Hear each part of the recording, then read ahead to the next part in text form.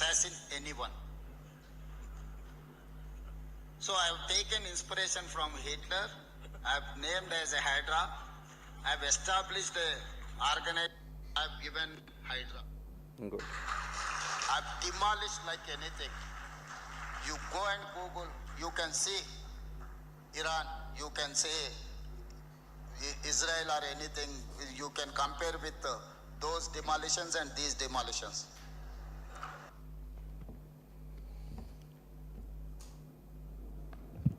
రేవంత్ రెడ్డి గారు మాట్లాడుతూ నాజీ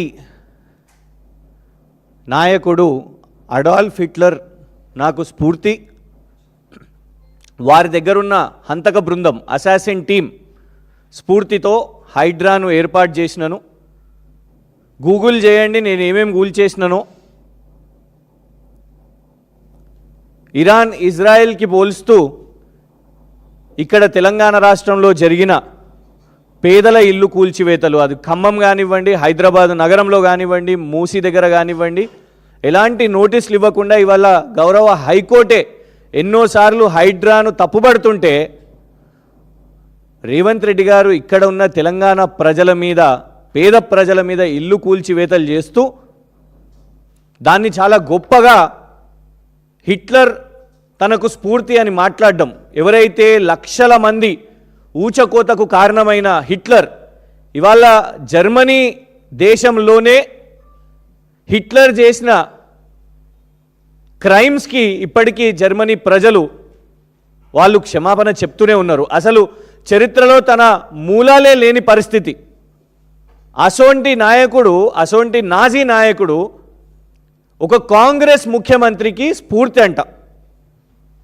తెలంగాణ రాష్ట్రం సాధించుకున్నది ఆర్టికల్ 3 పార్లమెంటు రాజ్యాంగబద్ధంగా తెలంగాణ రాష్ట్రాన్ని ఏర్పాటు చేసుకున్నది.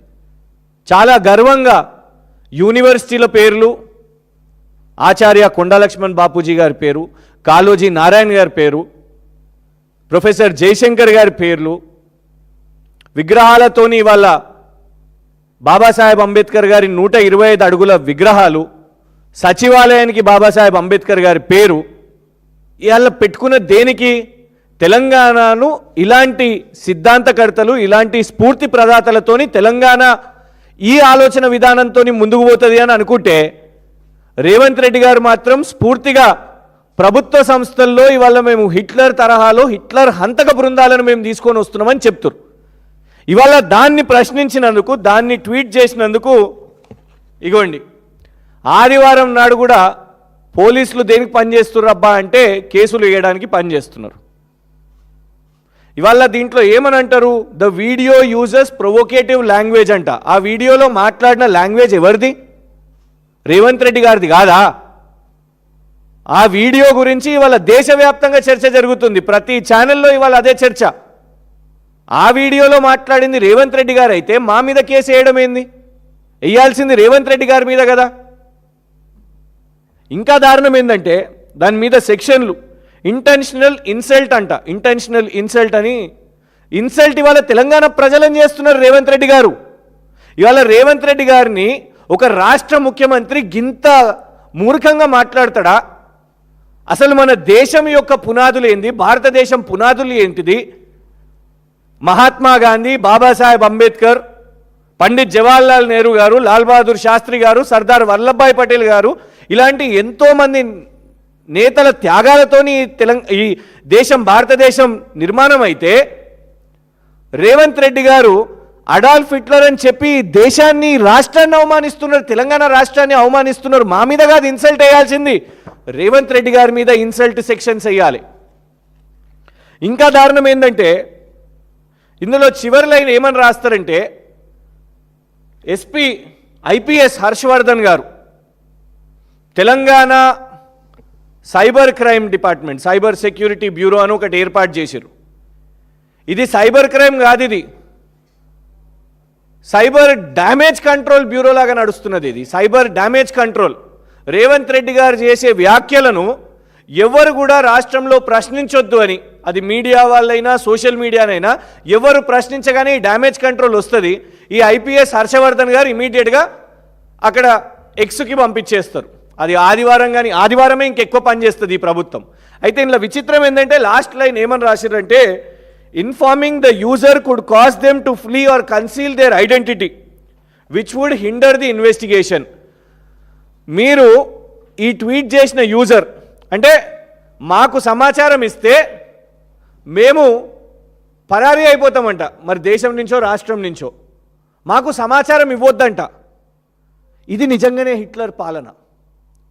ఎందుకు చెప్తామంటే ఇవాళ 35(1) BNS ఎందుకున్నది, గతంలో 43 CRPC ఎందుకున్నది? మన చట్టాలు ఏం చెప్తే అంటే ఎవరు నేరం చేసినా FIR, ఫస్ట్ ఇన్ఫర్మేషన్ రికార్డు, వాళ్లకు నోటీస్ ఇవ్వాలి. నంబర్ 1, వాళ్ళ వకీల్కి సమాచారం ఇవ్వాలి. నంబర్ 2, వాళ్ళ కుటుంబ సభ్యులకు సమాచారం ఇవ్వాలి. నంబర్ 3, ఇది మన దేశం యొక్క న్యాయ వ్యవస్థ చెప్తుంది. కోర్టు జడ్జి గారి ముందు, మెజిస్ట్రేట్ ముందు మనను ప్రవేశపెట్టినప్పుడు ఫస్ట్ అడిగే ప్రశ్న, మీ కుటుంబ సభ్యులకు తెలుసా, మీ అడ్వకేట్కి చెప్పిర్రా పోలీసులు అని అడిగే ఫస్ట్ ప్రశ్న. కానీ హిట్లర్ గారి ప్రభుత్వంలో తెలంగాణ రాష్ట్రంలో వాళ్లకు చెప్పకండి, వాళ్ళు పరారైపోతారు అంట. అంటే చట్టాలను ఎంత దారుణంగా, కిరాతకంగా హిట్లర్ గారి ప్రభుత్వం, రేవంత్ హిట్లర్ గారి ప్రభుత్వం వాడుకుంటుందో దీంతోనే అర్థమైపోతుంది. మాకు సమాచారం కూడా చెప్పొద్దు అని అంటే ఇక మీకు రాజ్యాంగం పేరుకి రాహుల్ గాంధీ గారు రాజ్యాంగాన్ని పట్టుకుంటారు. రాజ్యాంగాన్ని పట్టుకొని దేశం మొత్తం మాది మొహబ్బత్ కి దుకాన్, మాది ఇంద్రమ్మ పాలన అని చెప్తుంటారు. గిదా మీ మొహబ్బత్ కి దుకాన్. దొంగగా కేసులు వేయాలి, అది కనీసం సమాచారం కూడా ఇవ్వద్దంట.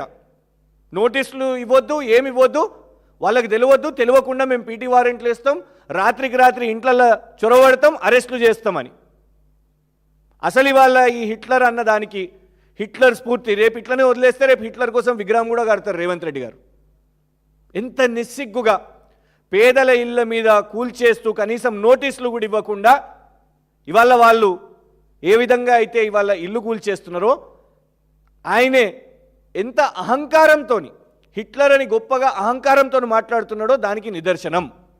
మేము ఎక్కడ కూడా పారిపోము. రేవంత్ రెడ్డి గారు చెప్తున్నాం, హిట్లర్ ప్రభుత్వం యొక్క పోలీస్కి కూడా మేము చెప్తున్నాం, బరాబర్ మేము ట్వీట్ వేసినాం, ఆ ట్వీట్ని తొలగించాం కూడా.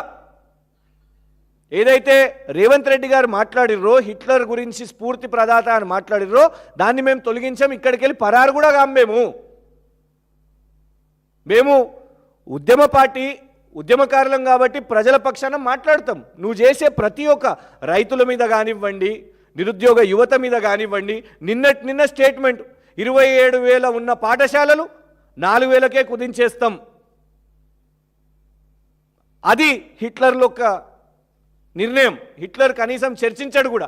ఇవాళ పిల్లలకి ఎంత ఇబ్బంది అవుతుంది, కనీసము స్కూళ్ళు కూడా నువ్వు స్కూల్లో సక్రమంగా దాన్ని చేయలేక నువ్వు పూర్తిగా దాన్ని సగానికి సగం కాదు 75% తగ్గించేసి 4,000 చేస్తా అంటావు. ఇది హిట్లర్ యొక్క పాత్ర. మేము ఇవి ప్రశ్నిస్తే నువ్వేమని చెప్తావు, ఇవి పరారైతము అనేసి. బరాబ్బర్ కాము. ఎందుకు చెప్తా, ఉదాహరణ A to Z hoarding scams అని మేము వేసినాం. రేవంత్ రెడ్డి గారు స్కామ్స్ అని మేము హోర్డింగ్ వేసినాం. ఆనాడు అరెస్టులు చేస్తే మా యొక్క బీఆర్ఎస్ కార్యకర్తలు అక్కడ కంటోన్మెంట్ నుంచి వాళ్ళని అరెస్ట్ చేస్తే వాళ్ళ పక్షాన నేరుగా పోలీస్ స్టేషన్కి పోయి అవును మేమే ఇప్పించినామని చెప్పినాం. మేము అట్లా ధైర్యంగా చేస్తాం. మేము ఎక్కడ కూడా ఏదన్నా స్టాండ్ తీసుకుంటే ఆ సోషల్ మీడియాలో కానివ్వండి, బయట గ్రౌండ్ మీద కానివ్వండి, మేము చేసినాము, ఇది మిమ్మల్ని అడిగే ప్రశ్న అని చెప్తాం. ఇలా నిజంగా కాంగ్రెసే కాదు, భారతీయ జనతా పార్టీ పరిస్థితి కూడా విచిత్రంగా ఉన్నది. అలాదైతే దారుణం. సొంత పార్టీలోనే ఎంపీ గారి మీద ఇంకొకళ్ళు, వాళ్ళ పార్టీకి చెందిన ఎంపీ వాళ్ళ అనుచరులు పోస్టర్లు వేస్తున్న పరిస్థితి. సొంత ఎంపీ మీదనే. ఇగోండి నిన్న ప్రెస్ నోట్లోనే వచ్చింది. అంటే దేనికి ప్రతీకార రాజకీయాలు వాళ్ళు చేసుకుంటున్నారో మాకు తెలియదు. కానీ ఒకటి ఏంటంటే, ఇందులో ఉన్న ఫస్ట్ పేరు బీజేపీ యొక్క మా కంటోన్మెంట్ బోర్డు మెంబర్. మేము ఈటెల రాజేందర్ గారిని కూడా కోరుతున్నాం. మేము ఈటెల రాజేందర్ గారు మా కంటోన్మెంట్ ఏం పాపం చేసింది? 2015లో ఎన్నికలు అయితే ఇవాళ 2026 11 సంవత్సరాలు మాకు ఎన్నికలు కాకుండా మీ బీజేపీయే నామినేటెడ్ సభ్యులను వేసుకొని వాళ్ళు ఏంది పరిస్థితి అంటే, అక్కడ ఉన్న ముగ్గురు మొన్నటి వరకు బోర్డు మెంబర్లుగా ఉన్న వాళ్ళు ముగ్గురు ఒకళ్ళ మీద ఒకళ్ళు ఇవాళ కొట్లాడుకుంటున్నారు. సాదా కేశవరెడ్డి గారు, భానుక మల్లికార్జున్ గారు మరియు ఈ రామకృష్ణ గారు ముగ్గురు పోలీస్ స్టేషన్లకు పోయి ఒకళ్ళ మీద ఒకళ్ళు ఫిర్యాదులు. అది అక్కడ పార్టీ యొక్క పరిస్థితి. బీజేపీ పోస్టర్ల వారు నడుస్తున్నది, ఎఫ్ఐఆర్లు వేసుకుంటున్నారు, పోలీస్ ఫిర్యాదులు చేసుకుంటున్నారు. ప్రజలు ఏం పాపం చేశారు? కంటోన్మెంట్ ప్రజలు. దయచేసి ఎన్నికలు పెట్టండి, ఈ పంచాయతీ ఎందుకు మాకు? ఇవాళ ఒకటే మేము చెప్పేది ఏంటంటే, ఇట్లాంటి వాటి మీద కాకుండా మేము ప్రశ్నించగానే కొన్ని క్షణాల్లోనే కేసులు వేస్తున్నారు కదా, దీంతో మేమేదో ఆగిపోతామని కాదు, హిట్లర్ ప్రభుత్వాన్ని, హిట్లర్ రేవంత్ గారి ప్రభుత్వాన్ని డెఫినెట్గా ప్రశ్నిస్తాం. ఇలా హైడ్రా విషయం మీద అయినా, లేకపోతే మూసీ విషయం మీద అయినా, లేకపోతే ఏ అంశమైనా కూడా మీరు ఎన్ని కేసులు వేసినా కూడా ప్రశ్నిస్తూనే ఉంటాం. కానీ ఒక్కటి పోలీసులు కూడా గమనించాలి, మీ పేరుతోని మీరు ఇక్కడ లెటర్ రాస్తున్నారు, ఉత్సాహంగా మీరు ఈ పేరుతో లెటర్ రాస్తున్నారు. ఇది అందరూ కూడా గుర్తుపెట్టుకుంటారు, తెలంగాణ సమాజం గుర్తుపెట్టుకుంటుంది. మీరు వేసే ఇన్ని కేసులు, 35, 36 కేసులు, 36 కేసు, ఇన్ని కేసులు వేస్తుంటే ఖచ్చితంగా తెలంగాణ సమాజం కూడా ఇది గుర్తుపెట్టుకుంటుంది. హర్షవర్ధన్ గారు, మీరు ఇందులో రాసిన లాంగ్వేజ్, ఇందులో స్పష్టంగా హిట్లర్ అని మాట్లాడింది రేవంత్ రెడ్డి గారు.